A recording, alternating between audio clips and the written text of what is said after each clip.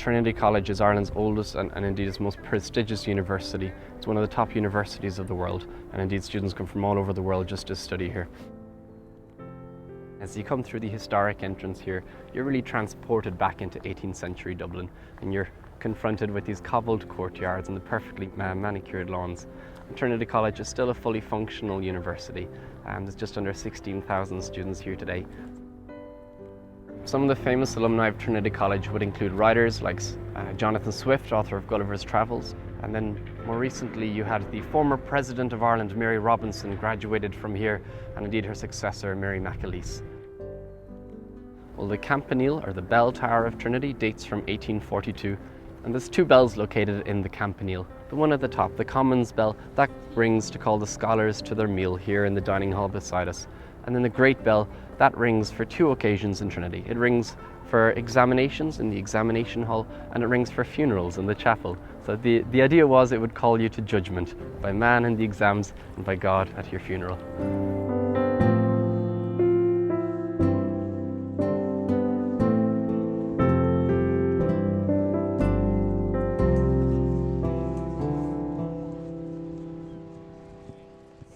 This is the famous old library or long room of Trinity College. It's still a fully functional library, and it's the largest single chamber library in the world. Inside here we have just over 200,000 books on display. They've been gathered from over 4 centuries of Trinity College Dublin's history.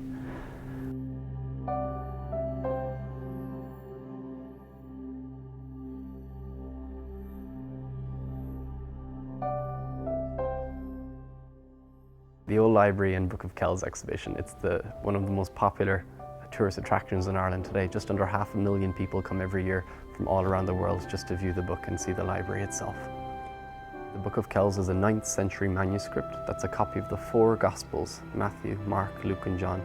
We believe it originated from the island of Iona off the coast of Scotland, but it has been here in Trinity College since 1661.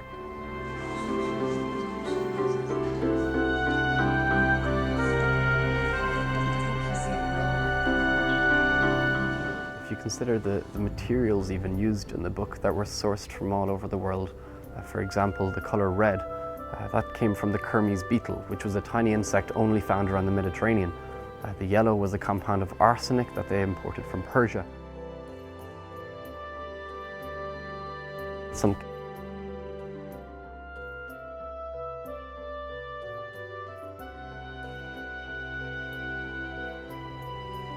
For anyone visiting Trinity College, the best recommendation is to pick up one of the official Trinity College walking tours, which start off from just inside Front Arch, the historical entrance to Trinity College.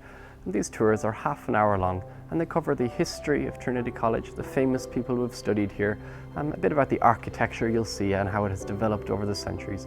These are all given by students of the college itself, and then they include your admission into the Old Library and Book of Kells exhibition at the very end. So it means you can take your time then wandering through the library, having already gotten a bit of context beforehand from the students of the college.